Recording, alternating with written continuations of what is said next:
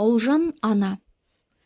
Абайдың анасы Ұлжан 1810-1887 жылдар аралығында өмір сүрген. Ол Құнанбайдың екінші әйелі. Арғы атасы орта жүз, қара кесектен тарайтын Шаншардың Нұрбике деген әйелінен туған Бертіс биден, Мөшке, Битен, Шитен деген немерелер өрбиді. Битеннен Қантай, Тонтай, Тұрпан, Тұрпаннан апалы сіңілі Ұлжан мол қара дүниеге келеді. Ұлжаннан Тәңірберді Ибрахим, Абай, Ысқақ, Оспан туады. Ұлжан өте сабырлы, кең мінезді, сөзге ұста, тапқыр, шешен кісі болған. Абай анасының осындай асыл қасиеттерін жастайынан бойына сіңіріп өскен.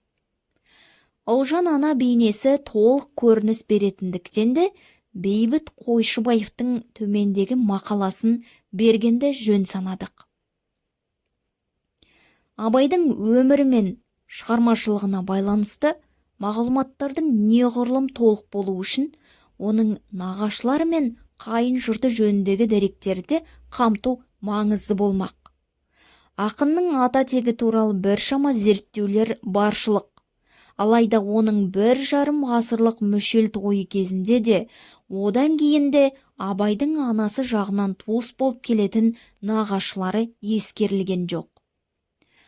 Ұлы Абай туралы ұлы Әуезовтен сөз қалған ба? Мұхтар не дейді?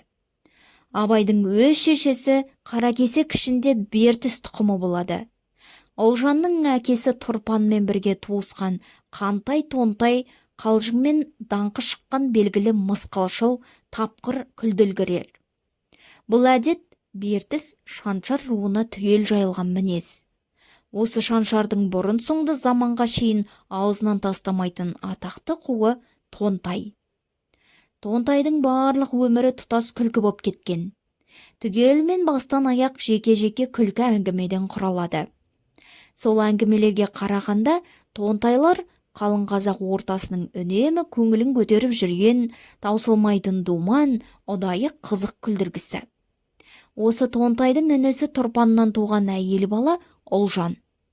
Ұлжанда тұқымының таубайтқыш қалжыңшылдығы әбден белгілі болған.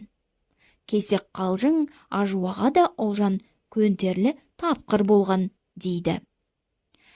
Қатты сырқаттанып, үшкіртуге тағы молды шақыртпақ болған бала немерлеріне. Жазыла қожа молдадан да ұят болды. Енді өлмесек болмас деп өз бетін өзі жапқан, пәниден бақиға күліп аттанған әулие атамыз Тонтай Абайдың нағашыларының бірі. Мұхаңда Ұлжан мысқылшыл, сатирик, қалжыңшыл адам болған. Міне осы мінездер Абайға тегінде шешесі арқылы келген сияқты дейді.